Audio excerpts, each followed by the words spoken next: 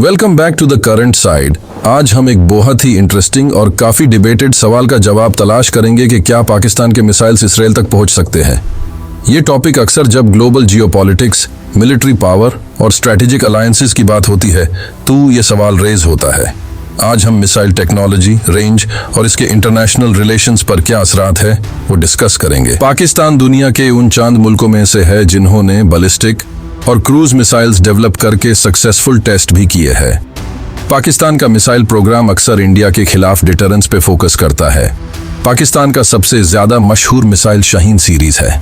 इसका latest version Shaheen 3 की reported range 2750 kilometre तक है। अब ये रेंज क्यों इंपॉर्टेंट है? चलिए डिस्टेंस की बात करते हैं। इसराइल पाकिस्तान से तकरीबन 4000 किलोमीटर दूर है। इसका मतलब ये है कि पाकिस्तान के current operational ballistic missiles including Shaheen 3 Israel तक नहीं पहुंच सकते।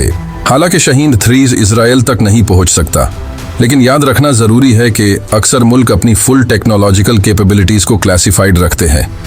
रिपोर्ट्स और डिस्कशंस है कि पाकिस्तान लॉन्गर रेंज मिसाइल्स जैसे कि ICBM intercontinental ballistic missile develop कर सकता है जो ज्यादा दूर तक जा सकती है। लेकिन अभी के लिए ये सिर्फ थ्योरीज है और पाकिस्तान ने अभी तक ऐसी कोई कैपेबिलिटी पब्लिकली डेमोन्स्ट्रेट नहीं की।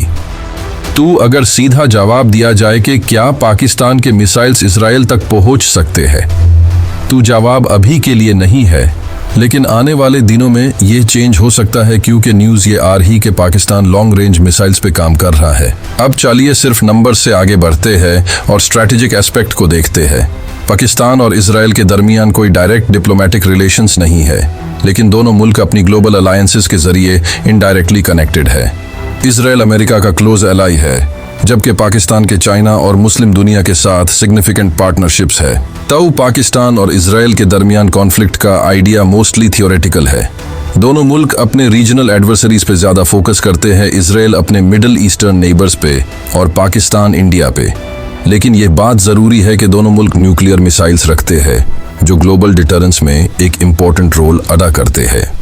अगर हम हाइपोथेटिकली मान भी ले कि पाकिस्तान फ्यूचर में लॉन्गर रेंज मिसाइल्स डेवलप करता है, तो इसराइल के पास दुनिया के सबसे एडवांस्ड मिसाइल डिफेंस सिस्टम्स है, जिनमें मशहूर आयरन डोम और एरो डिफेंस सिस्टम्स शामिल है।